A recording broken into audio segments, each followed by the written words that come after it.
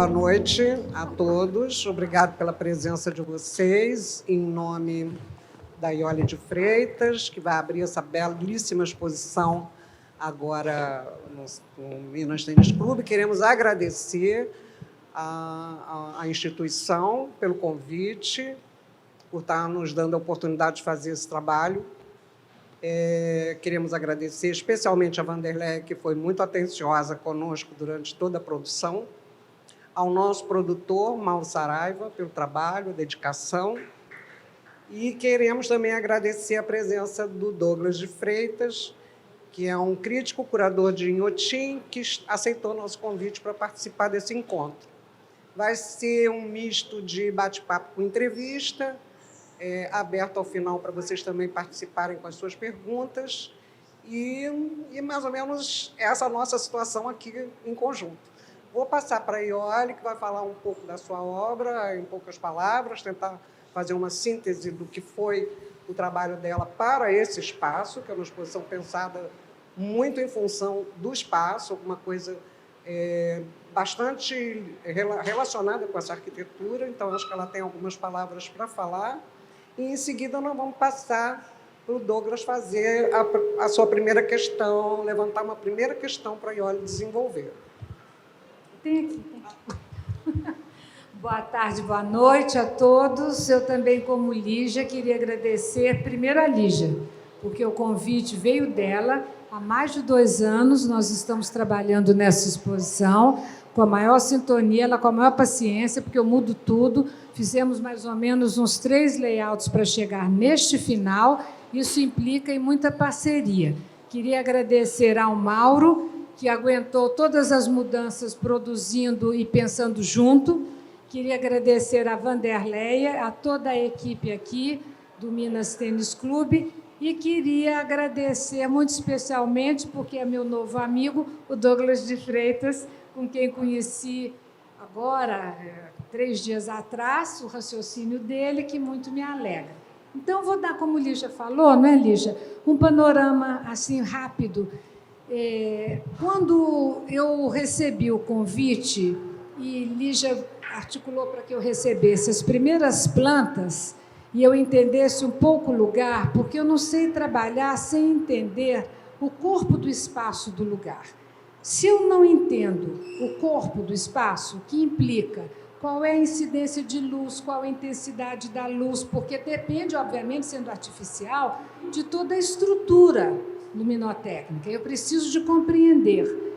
Depois, entendendo que aqui tinha essa questão muito específica dele ter os 35 metros por quase 10 de largura, é um espaço semelhante ao que eu tive na Documenta de Cássio. Então, eu falei, esse espaço eu conheço, Documenta. Só que o pé direito sendo de 2,5 metros e o chão branco, e sendo painel, eu tenho um olho clínico para painel, entendeu? Eu sei o que é alvenaria, quando é tijolo, quando é concreto, tá, porque é meu fazer.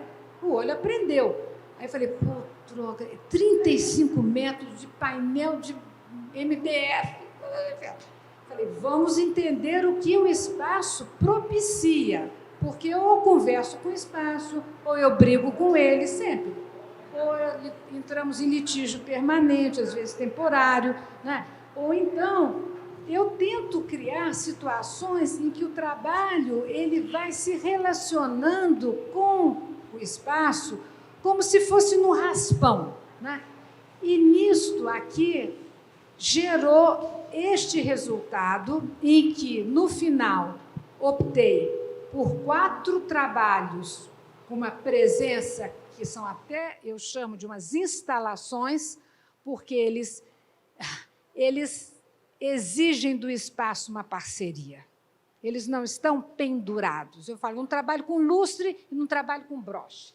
Então, eles podem estar só na parede, como ponto de fixação, mas o corpo deles invade o espaço e cria a multiplicidade das condições de existência no lugar. Aí, eles instalam um lugar, porque é específico deste instante, deste evento. Essa primeira obra eu já havia trabalhado desde o ano passado, mostrei na Galeria Raquel Arnaud o conceito e algum dos elementos. Para cá, eu escolhi alguns dos elementos que estavam na Raquel, tanto a parte que está na parede, quanto as brancas do chão, que eu falei, ninguém vai pisar.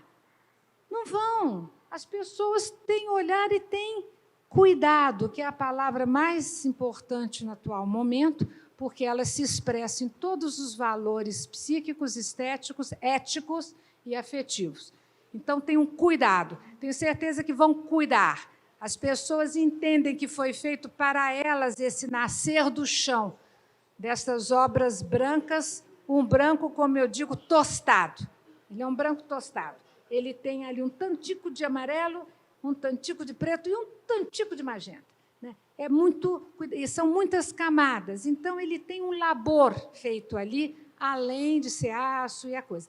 A segunda obra, eu fiz para cá. Primeiro, eu desenhei, no ano passado, retrasado, desenhei de uma maneira mais estruturada, como o último trabalho, o iglu, com os tubos e tal. Quando eu fui entendendo o corpo da exposição, eu falei, não, eu começo a fazer lipoaspiração no trabalho, aí eu vou tirando. Falei, sai o tubo, sai a linha de não sei o quê, e aí tem uma coisa que eu vou contar que é interessante, e aí entram essas barras rosqueadas, que eu trabalho com elas desde 90, desde o final de 90, foram os primeiros.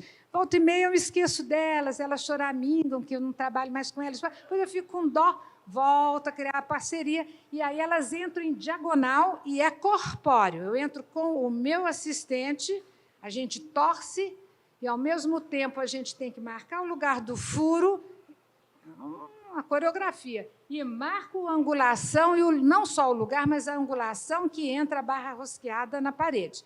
As 3 primeiras foram com 2 pessoas fazendo. Depois, eu trabalhei nas 2 últimas no ateliê com mais uma pessoa. E aqui, contei para o pessoal que a gente estava batendo papo antes, foi o seguinte, eu trouxe tudo mapeado como estava no ateliê. Elas eram um pouquinho mais juntas. Aí eu falei, não, esse espaço, com essa luz, com esse branco, totalmente diferente do galpãozão meu, com 6 metros, tudo sujo no chão. Falei, gente, vamos combinar. Então, pegamos 5 pessoas, né, sendo que o Mauro entrou na onda. Então, vieram 3 montadores do Rio, sendo que 2 são meus assistentes desde os anos 90. Falei, entram aí, e aí foi alternando o corpo da pessoa com o corpo escultórico.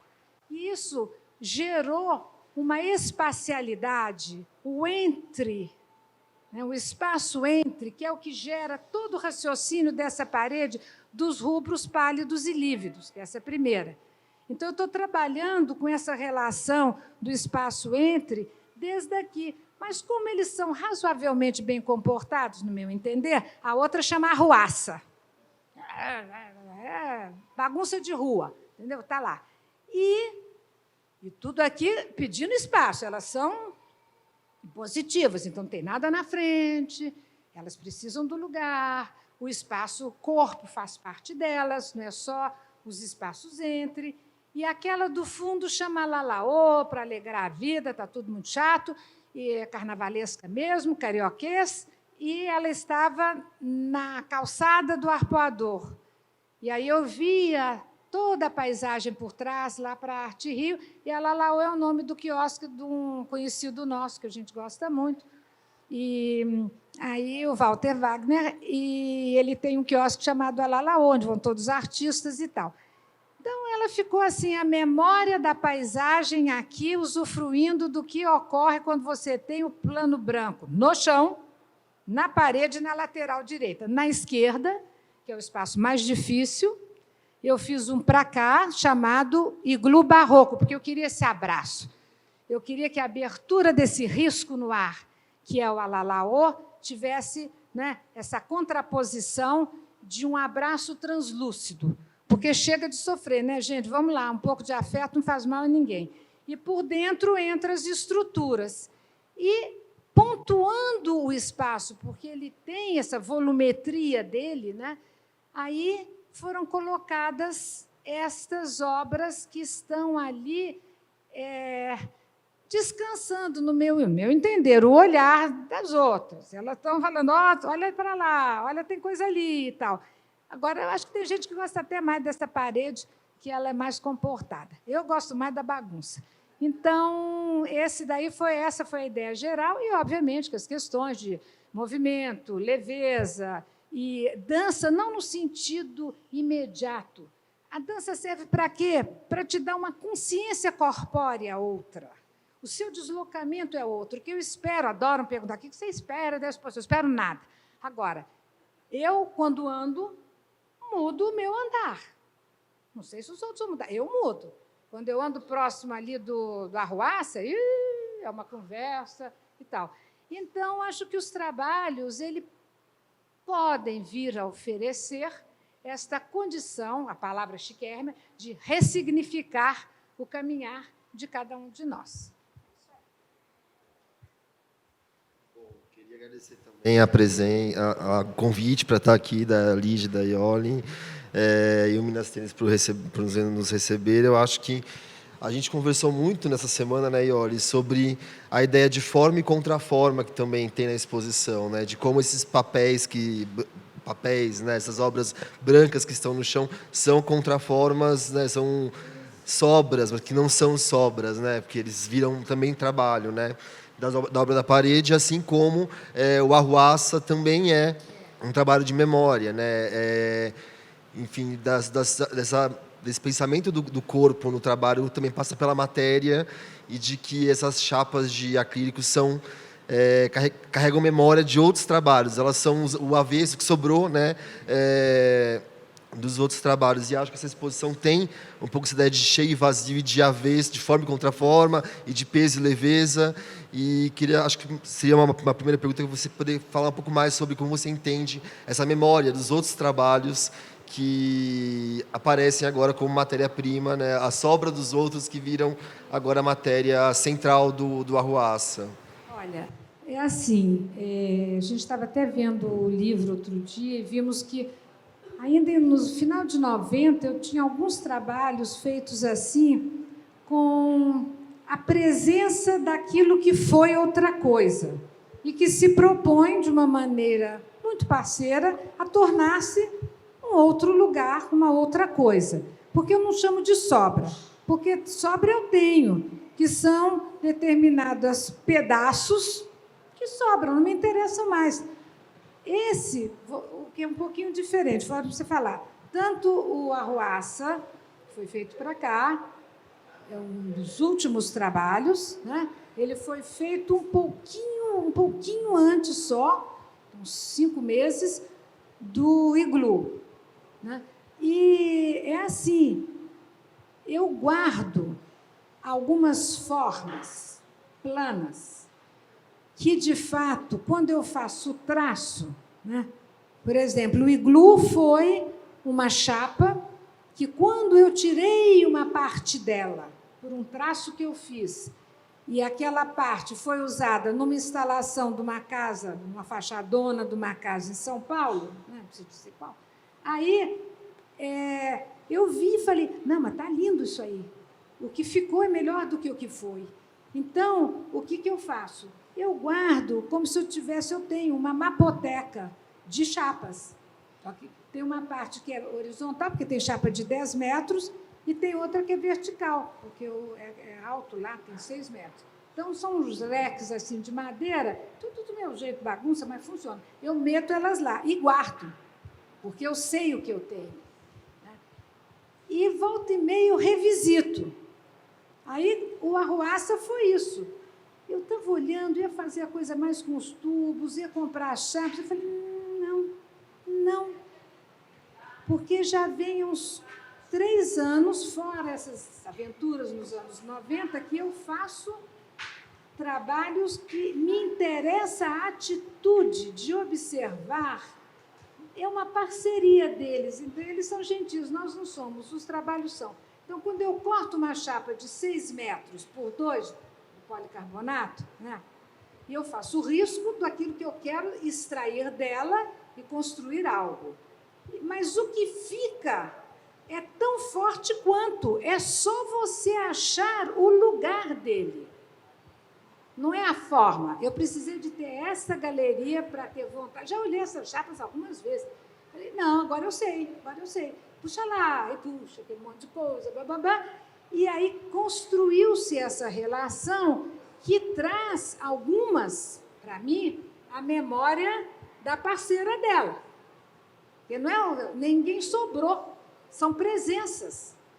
Então, elas são parceiras, fazem parte do mesmo plano concretizado no policarbonato.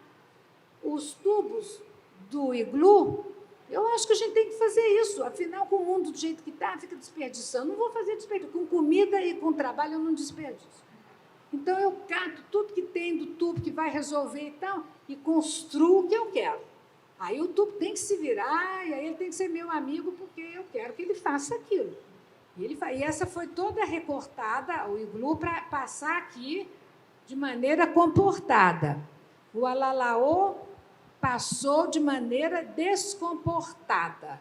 Ele entrou do jeito que tinha que entrar, não tem um corte nele. Ele passou por essas portas, pela escada, por tudo, porque o meu assistente é um gênio. Passa, Dona Iole. Eu falei, olá, passa. Roda e roda, entrou. Então, voltando para o que você me perguntou, no Arruaça foi claramente isso. É abrir a mapoteca, em vez de pegar papel, pega as folhas de poli que já tem uma definição de contorno. Ela tem o contorno, porque é o risco que define. E aí ela me oferece aquele plano que eu torno um volume.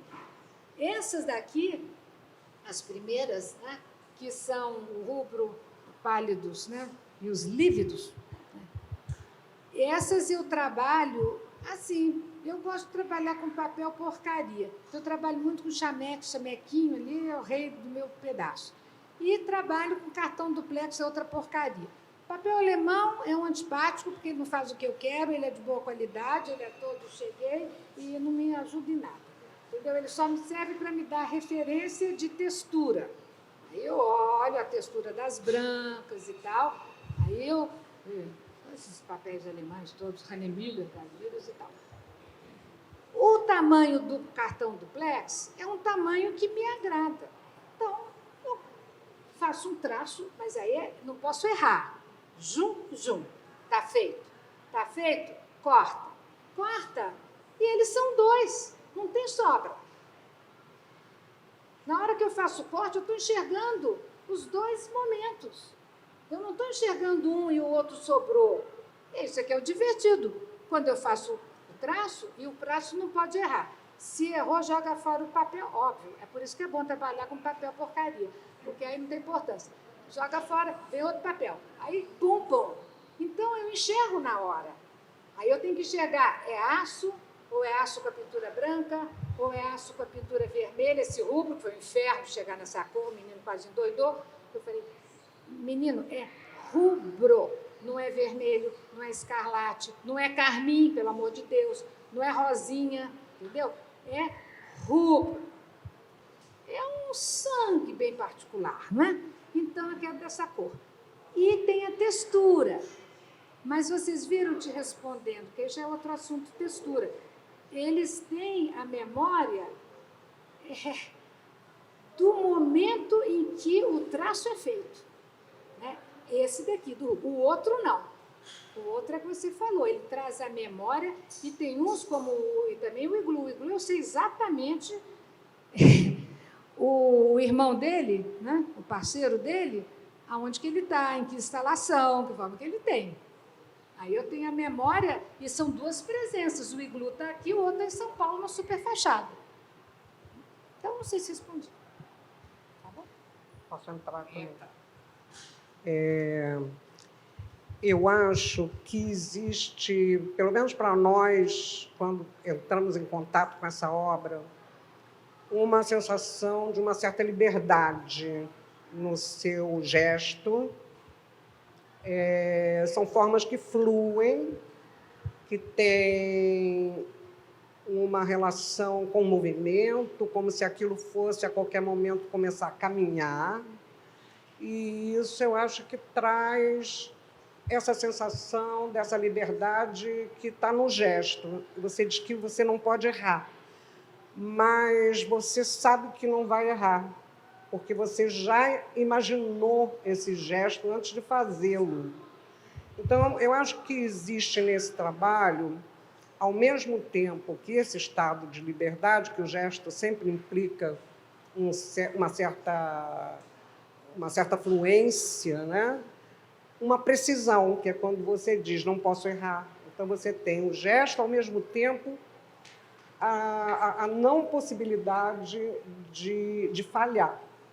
E ele tem uma precisão, ao mesmo tempo que ele indica um fluir, um ir, uma relação com o ar, com a água, com alguma coisa fluida. Ele é preciso, ele é rigoroso. Então, essa dubiedade aí, eu acho que nos leva também a ver o que você traz ainda de um reflexo da coisa construtiva brasileira, que era mais calculada, digamos assim, mais controlada, e você mesmo usou essa palavra aí, o controle, e o barroco, né, mineiro, que deve estar entranhado aí na sua formação. Então, você tem esse duplo funcionando, quer dizer, as curvas, as ondulações, esse caminhar e junto alguma coisa que exige precisão, que exige domínio. Então, não sei como é que, no seu imaginário, você resolve essa questão dessa dubiedade. Queria que você falasse sobre isso. A pergunta é ótima. É assim, vou tentar, porque eu também acho que eu não sei, mas eu gosto de pensar. Eu já não preciso de saber, a gente tem a alegria de pensar juntos. Então, é o seguinte, quando você fala dos barrocos, é extremamente importante, porque aqueles trabalhos que eu chamo de barrocões, eu gosto de dar apelido, porque facilita a identificação no ateliê, junto com os curadores amigos e tal, os barrocões. Os barrocões, eles foram desenvolvidos no início dos anos 90, com essa questão de transbordamento da forma, que vinha com as chapas de cobre, de latão. Eu ficava mergulhada dentro, depois rebentei a coluna total no período, com um pouquíssimo assistente, 2 assistentes, e eles eram todos feitos no chão. Isso é uma diferença muito grande. Não tinha maquete muito, tinha às vezes alguns desenhos, no livro tem, poucas maquetes, e eles eram feitos no chão. E ali tinha essa ânsia de permitir que a forma e que o material transbordasse de alguma maneira. E para que isto acontecesse no espaço, tendo 6 metros de altura, como a Capela do Morumbi, aqui no Galpão Embra, uma exposição que eu fui convidada pelo Rodrigo Naves, eu conheço quase todos os artistas aqui, com muita alegria, porque nós trabalhamos diretamente no grande Galpão Embra, com eles me ajudando, todo mundo deitado no chão, para que pudesse ser levantado aquele corpo barroco no espaço, e eu lia muito Aleijadinho, eu via muito Aleijadinho, isso estava introjetado em mim, e por isso ele foi para o Paço Imperial, quando a exposição foi inaugurada lá, e até hoje está na escadaria, né? Ele tem uma coisa mesmo, ele tem uns braços que estende, é um corpo, depois tem aquele núcleo daquele corpo com os 2 negócios, aí tem uma coluna que faz de conta que a dorsal não é nada, porque está fora do corpo, né? E ele tinha que estar naquele lugar, por quê? Porque já que teve o transbordamento barroco, que eu sempre brigo, às vezes umas pessoas falam, tem um excesso barroco. Excesso a partir de que critério, meu filho? Se você acha que algo está em excesso, em relação a quê?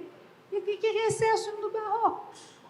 Ele só transborda, deixa transbordar, é a liberdade de deixar a forma se manifestar. Mas para que ela ocorra, ela tem que ter uma precisão cirúrgica, porque senão ela vira um amarfanhado de materiais. Nessa arruaça, se variar o ângulo de inclinação do furo na parede, por isso tem que estar o meu assistente. A gente traz o mapinha, eu infernizo a vida dele. Fez. Eu não quero testar lá em Minas. Eu quero fazer o que eu sei que eu quero, com a precisão que eu tenho, com a forma que eu tenho. Por isso é que eu tenho a liberdade na hora, porque eu já tenho esse arquivo mental, prático também, que na hora eu arbitro que eu quero abrir um pouco. É igual improvisação. Toda improvisação, vê só, Lígia, traz a questão, tanto em dança, quanto em música, quanto em teatro. Né? Acho que, inclusive, ouso dizer, até em escrita. Por quê? Você traz, detesto essa palavra, arquivo, bagagem, mas você traz a vivência do que você já experimentou, você traz a vontade de inaugurar coisas que você ainda não fez, isso é o mote. Eu estou lá a fim de ficar lembrando o que eu já fiz, tem mais tempo para isso.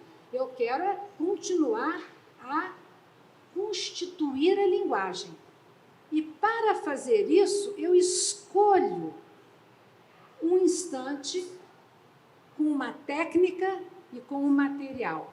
Então, você dá asas à fluidez, ao transbordamento barroco.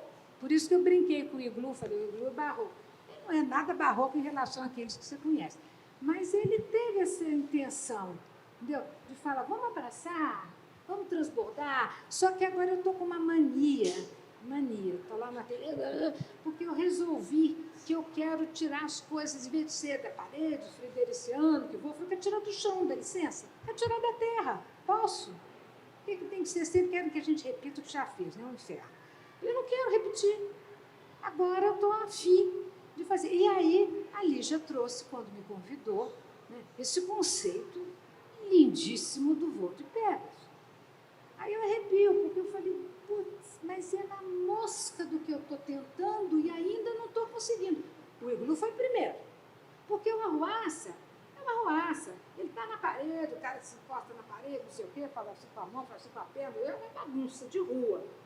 Outra coisa. Né? Agora, o iglu, ele está sentado no chão e ele se levanta. E ele não precisa de ter 2,5 metros, que tem esse teto, ele não precisa de ter fridericiano, não sei o quê, espaço externo. Ele tem a postura dele. Eu sempre disse que eu, quando vi pela primeira vez o Nureyev com o Margot Fonteyn dançar, eu quase tive um chilique de emoção. E foi muito bom. Foi lá em Milão, na Scala, e a gente comprou a torrinha, sabe aquele negócio, não tinha mais nada, eu não tinha dinheiro. Aí lá, adoro quando vou em teatro, adoro, fico lá em cima, detesto poltrona, detesto freezer, detesto tudo. Eu gosto lá em cima, é balcão simples para cima, e perto.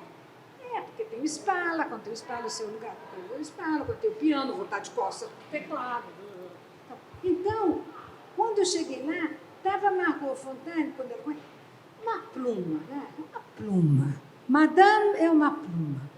Aí chega ele, audaço, lindaço. Ele entra e fala, quero ver, conheço um pouco de dança, conheço pesos da escudo, quero ver esse corpâncio magnífico se levantar no espaço e segurar a Madame. Né? A Madame levantou, todo mundo aplaudiu e tal. Aí, olha lá, por isso a mania do chão. Quando o Nureyev chega, pela massa corpórea, mete o pezito assim no chão e zoom! E fica no ar. Ele fica, porque ele domina o corpo na relação do impulso que ele dá para ele vencer a gravidade, para ficar lá, no meu entender, porque eu sou chata, eu fico tudo medindo ele. Ele ficou no ar, ela não ficou no ar. Rodopiou, voltou. Ele segurou, lindão.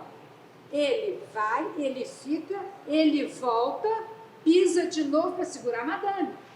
Entendeu? Então, é uma relação de peso, de voo e de precisão.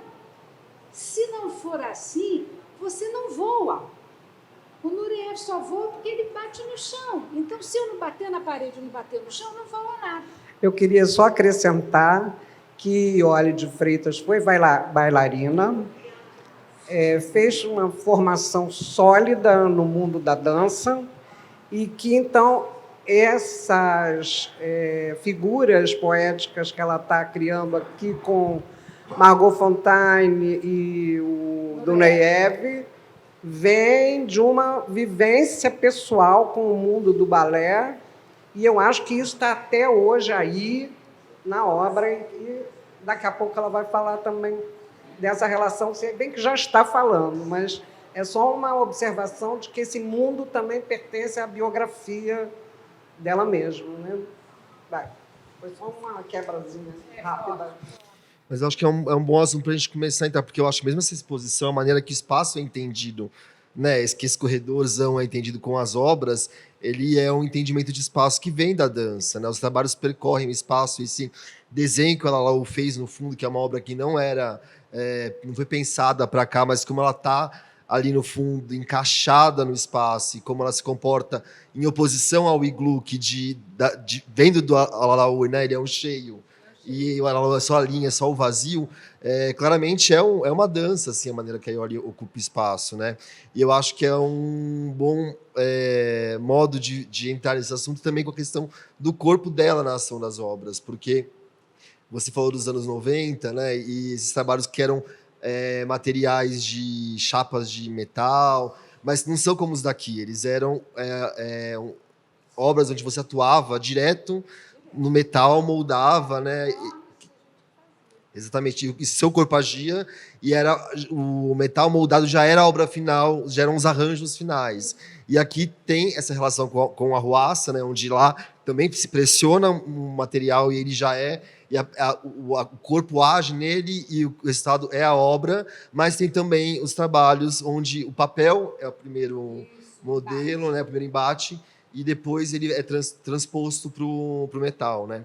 Como você entende essa situação do corpo naquela época, né, onde era direto o corpo no metal que produzia os trabalhos das instalações, e agora, onde tem essas camadas distintas de matéria, onde o acrílico tem uma resistência que é outra, né, e o papel que surge como esse meio termo, né, meio do caminho entre o seu gesto e a obra final.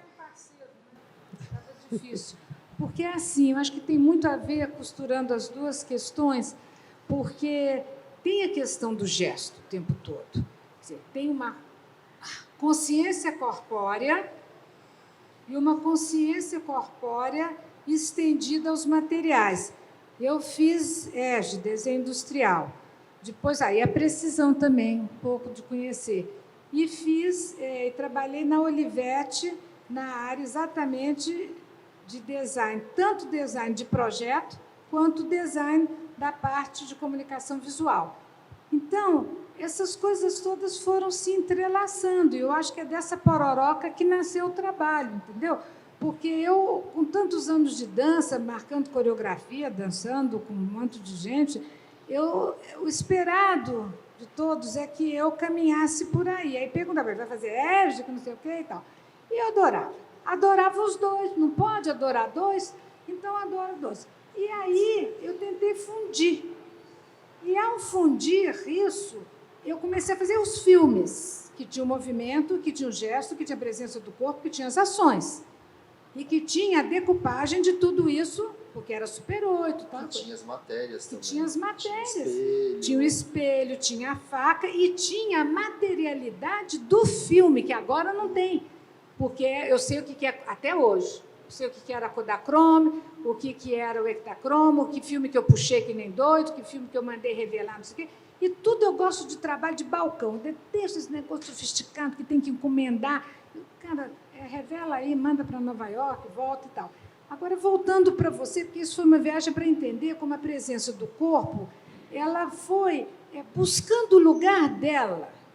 A presença do corpo, não o corpo buscando o seu lugar, a presença do corpo buscando o seu lugar, desde os anos 70, quando eu percebi que eu não queria marcar coreografia e que eu não queria fazer da dança a minha história pessoal, porque eu ficava muito atarantada por conta de toda uma vontade expressiva barroca, junto com interno meu, uma necessidade de precisão e como você falou, a questão toda concreta. Então, eu preciso de ter algo cirúrgico.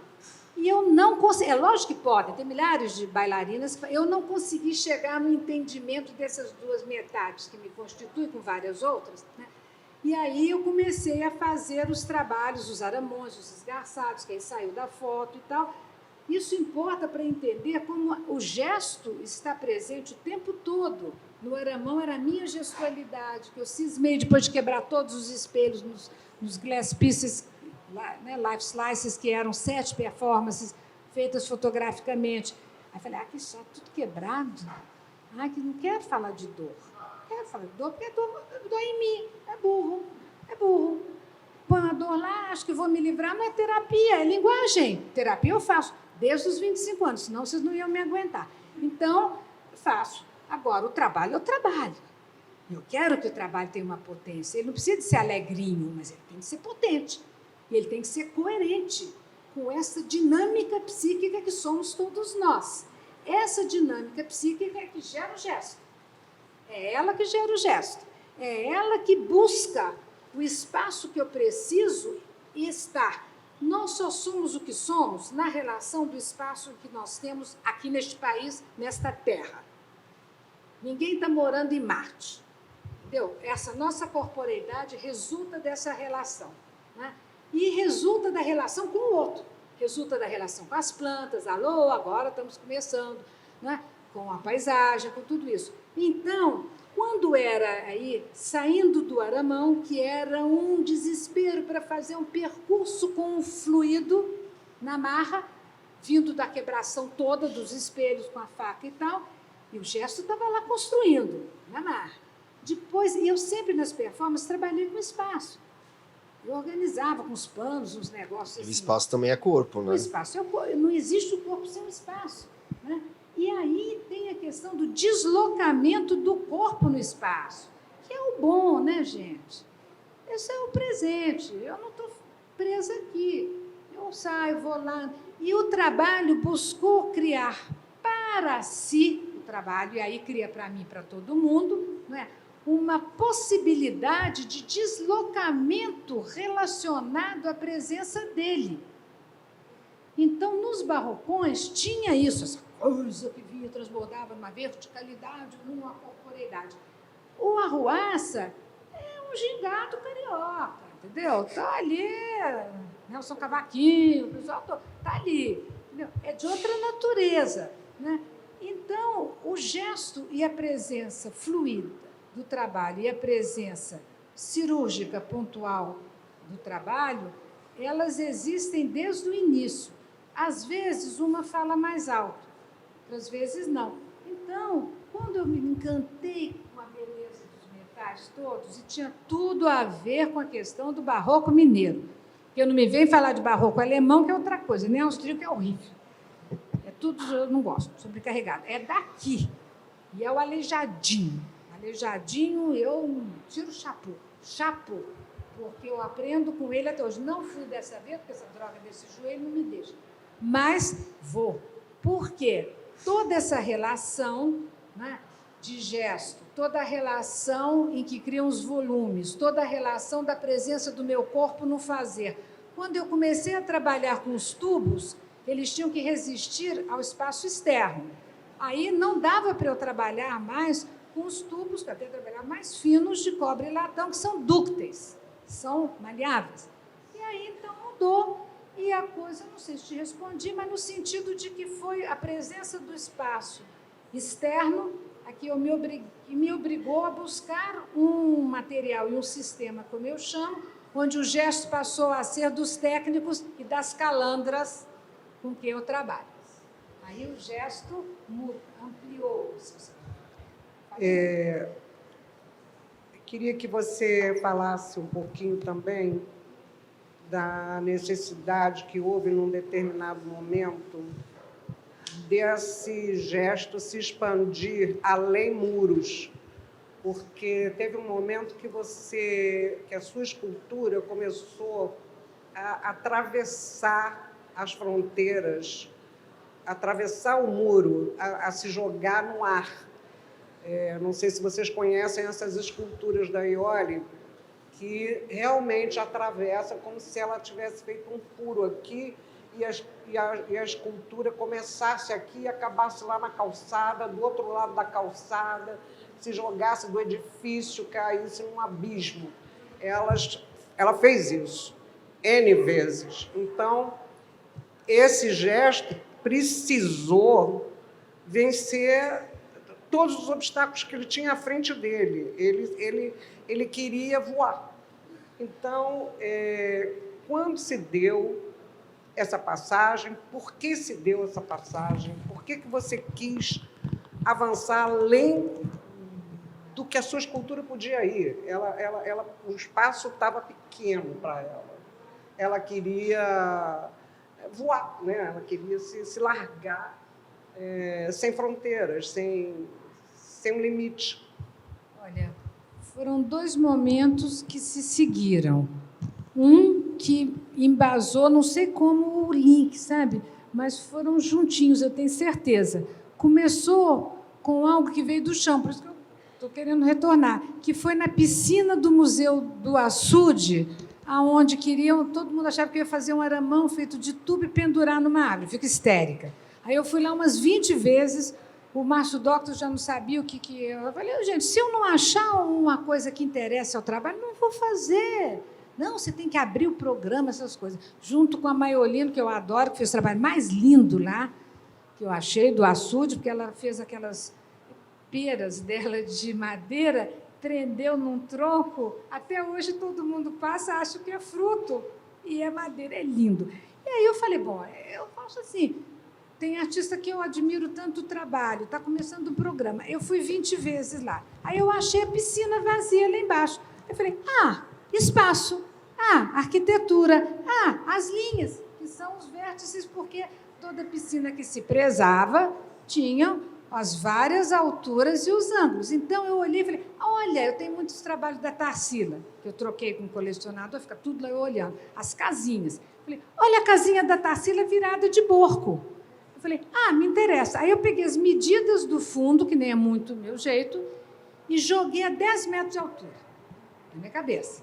Falei, no ar, isso aí. Mas, Honorev, sentadas no chão. Elas vinham, se retorciam nesses ângulos dos planos da piscina, as profundidades e tal, e, pumba, subiam. Eu falei, mas tá estranho, eu quero pôr umas coisas. Aí eu trabalhava com vidro, como eu fiz aqui na Pampulha. Foi assim, 3 meses depois da Pampulha.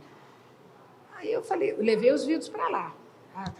Vai quebrar tudo, porque tinha macaco, tinha jaca, tinha papagaio, um monte de coisa, arara. Eu falei, não vai rolar. Aí eu procurei o policarbonato, mas foi o impulso de vir do chão para o ar, começou ali. Aí veio em seguida o convite para fazer lá no Centro Hélio Oiticica, que a Wanda Clabin me convidou. Todos os artistas estavam fazendo uma certa mid-career show. Pegava obra daqui e falei, não. Meus amigos, não, eu quero inventar um negócio. Ela ficou meio assim, falei, vou inventar, deixa comigo. Aí eu vou no lugar. Por isso que eu fui na Documenta, a mesma coisa. Vou no lugar e deixo livre o pensamento. Não vou com nada pré-concebido. E eu não tenho a menor dificuldade de fazer isso, porque eu adoro. Deixa para trás. Vamos lá. E nos 2 lugares onde eu fiz esse tipo de intervenção, que Lígia explicou muito bem, nos 2, tanto no Centro Cultural Hélio Oiticica, que foi em 2000, né, quanto na Documenta de Cássia, que foi 2007, quando me foi dada a oportunidade, feito o convite, eu fui no lugar e vi o que o lugar estava me dizendo. Aí eu fui primeiro dentro do Fridericiano, por exemplo, e aí o Bruegel me disse, a Ruth Noah, escolhe o que quiser. Eu falei, não é assim, gente, você já deve estar com tudo programado. E eu olhei dentro, aí ele todo assim, você, se for um bom projeto, eu te dou o espaço que quiser. Eu falei, não me conhece. Não me conhecia mesmo, porque senão não teria dito. Aí você, então, faz o seguinte, você fica aqui amanhã, vai lá para casa ao meio-dia e você me apresenta o projeto. Eu falei, sem problema. Acordei cedo, fui lá, olhei aquela praça do Fridericiano, falei, não me interessa, olhei o prédio, tinha visto na véspera, ele mostrou dentro, entendi que eu queria aquela ala de cá, e aí foi a mesma coisa do Hélio Oiticica, aí voltando, eu vou no lugar, e quando eu abro a cabeça, sem pré-projeto, eu enxergo fora. Nesse momento, eu enxergava sempre fora. Aí, eles acham que o trabalho nasce dentro e vai para fora. Não! Sinceramente, ele nasce... O meu querer, que me dá um mote para eu fazer, é fora. E lá, no Hélio Oiticica, tinha aquela rua na estreitinha, com o Amilcar lá no fundo. Eu falei, eu quero essa nesga de espaço com esses 3 andares. Aí, falei, eu quero isso. Vou começar a desenhar aqui. Aí foi uma arenga. Por quê? Eu quis jogar 5,5 metros para fora. Aí começa a coisa que não pode. Mas eu tenho um monte de amigo engenheiro estrutural, eu sei o que eu faço. Então, eu faço. Depois que eu faço, eu construo. Aí eles vão lá e eu meço tudo no eixo, nos 3 eixos, de 50 a 50 centímetros. Sobe lá em cima, mede tudo. Aí eles jogam no computador e dão a bênção dele. Eu tenho que ter o jamegão, que é público. Eu não vou fazer uma coisa sem ter, mas eu que defino. Aí eu joguei 5 metros, tudo voando, tudo voando. Falei, agora vamos pensar lá dentro.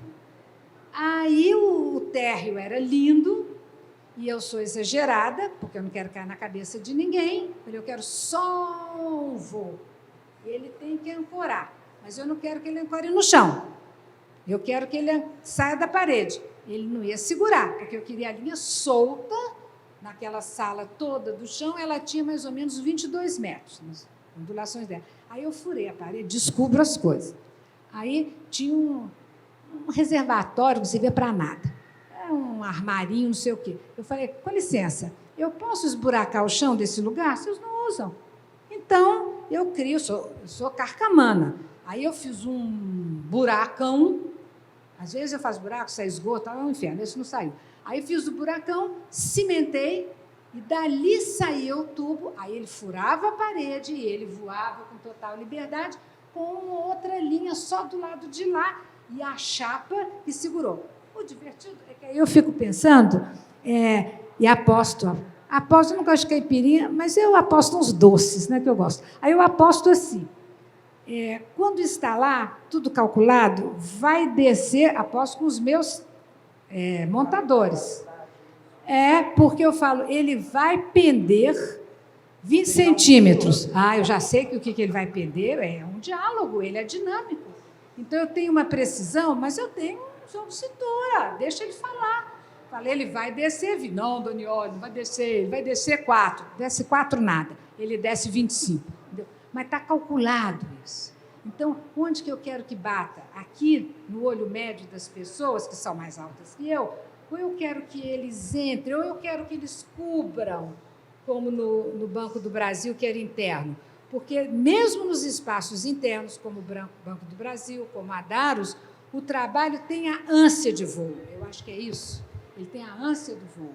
E, para ele voar, ele tem que subir e cobrir a pessoa, porque a pessoa fica embaixo, tanto no lado de fora quanto do lado de dentro. Mas o voo, Lígia, começa sempre fora. Posso abrir para... Eu gostaria que vocês manifestassem também, apresentassem alguma pergunta para a Iole, à vontade. Yura.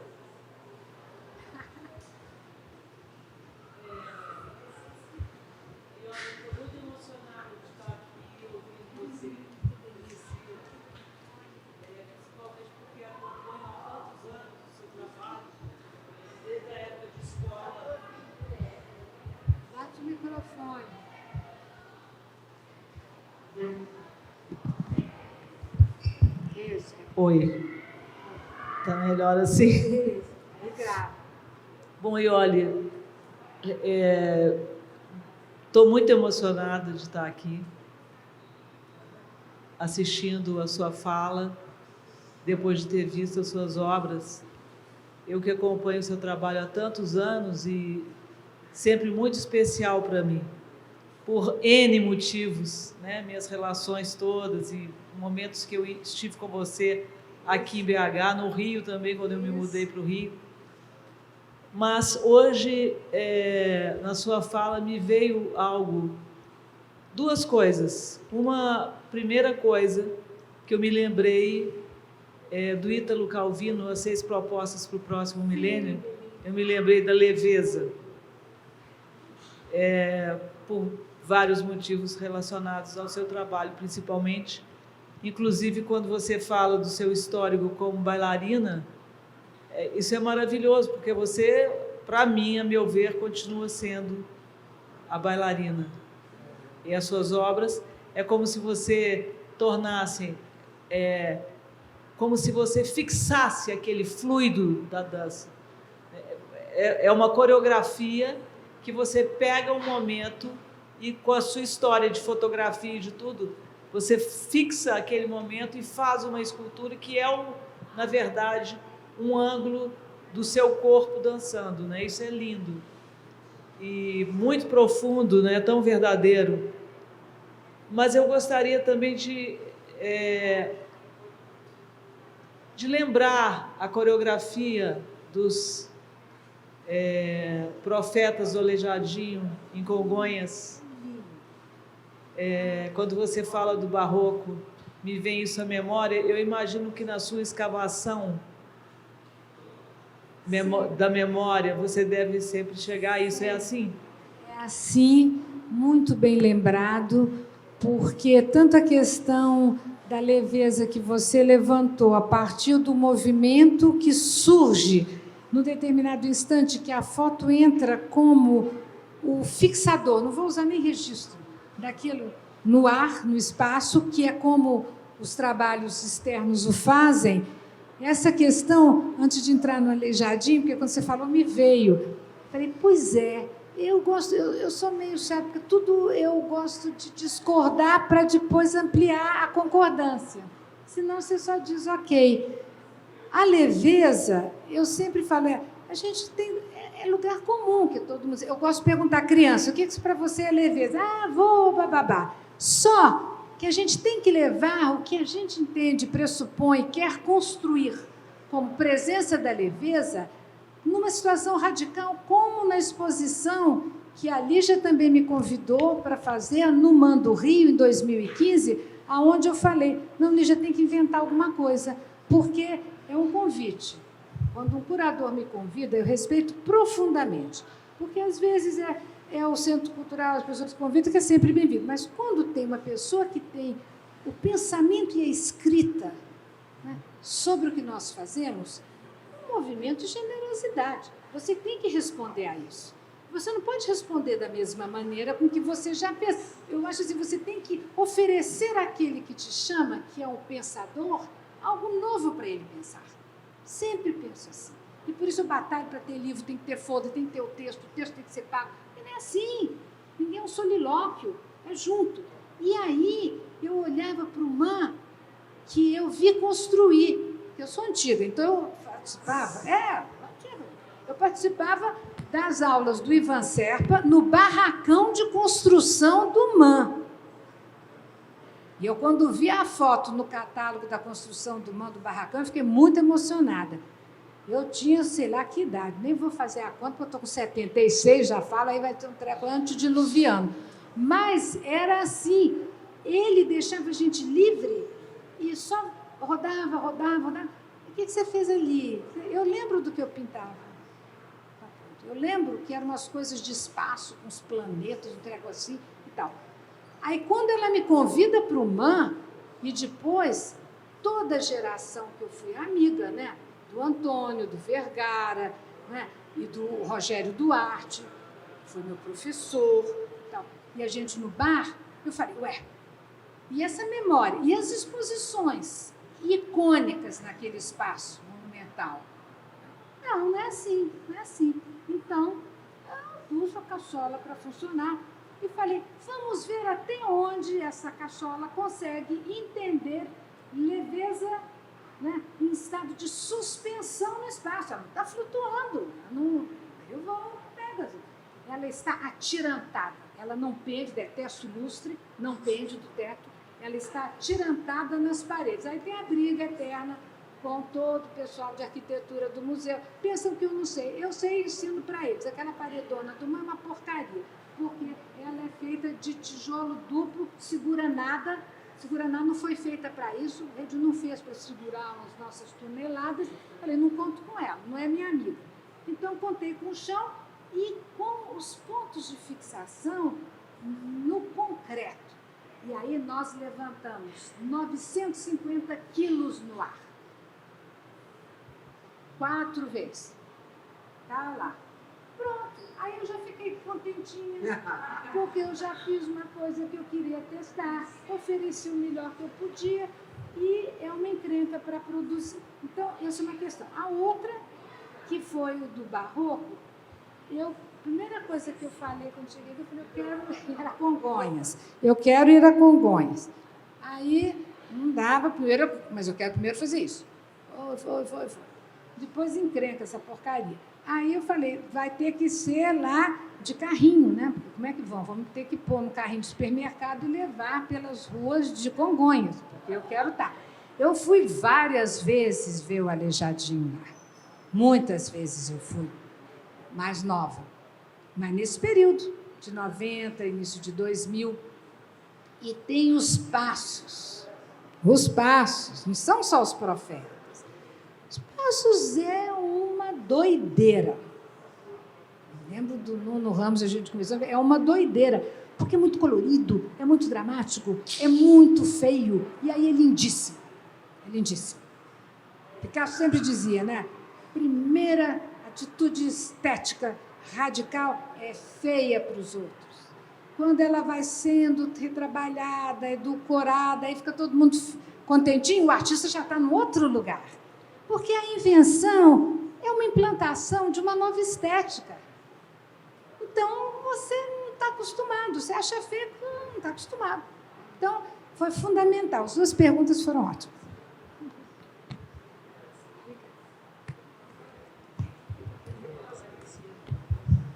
Ô, gente, posso fazer um comentário? Mais alguma pergunta? Eu vou fazer um comentáriozinho rápido, que realmente me emocionou muito essa exposição também. Acompanho o trabalho da Iole há algum tempo, nós fizemos o Circuito Ateliê juntas, né? E eu achei muito interessante o diálogo seu, Iole, com a sua curadora, né?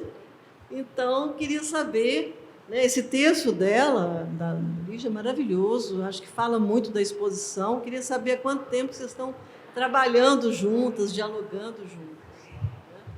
Quer responder ou respondo eu? É o seguinte, a Lígia mandou o texto.